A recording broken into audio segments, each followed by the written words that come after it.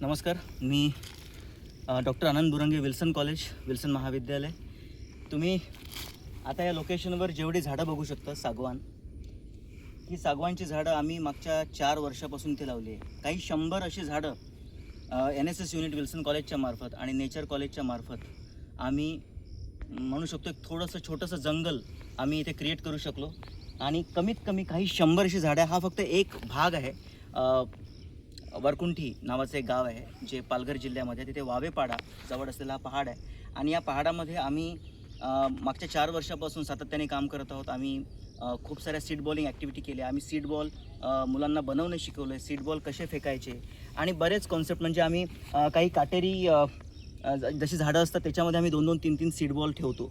आणि ही प्रणाली जेव्हा आम्हाला एका इंटरनेटवर आम्ही जेव्हा ते शोधलं तेव्हा आम्हाला कळलं की हो, ते वर्क होतं. तो आम्ही मॅक्सिमम काटेरी जागी असे सीड बॉल्स टाकले आणि तिथे प्रत्येक काटेरी जागी तुम्ही बघाल तर आज सागवानची झाडं लागली.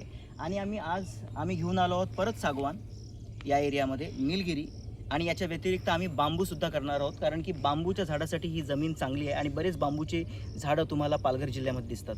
सो तुम्ही पण काम करा. सीड बॉलिंग ॲक्टिव्हिटी ही खूप चांगली ॲक्टिव्हिटी आहे. म्हणजे कम्पेअर टू कन्व्हेन्शनल जेव्हा आपण झाडं लावतो त्याच्यापेक्षा सीड बॉल का? कारण की जर मी वड, पिंपळ किंवा अशी झाडं घेतली ज्यामध्ये छोटंसं बीज असतं, ते एका पिंचमध्ये काही 30, 40, 50 किंवा 100 बीजसुद्धा असतात आणि पावसाच्या प्रवाहासोबत ते वाहतात आणि जंगलाचं निर्माण होतं. तर आपण जंगलांचं निर्माण करू शकतो.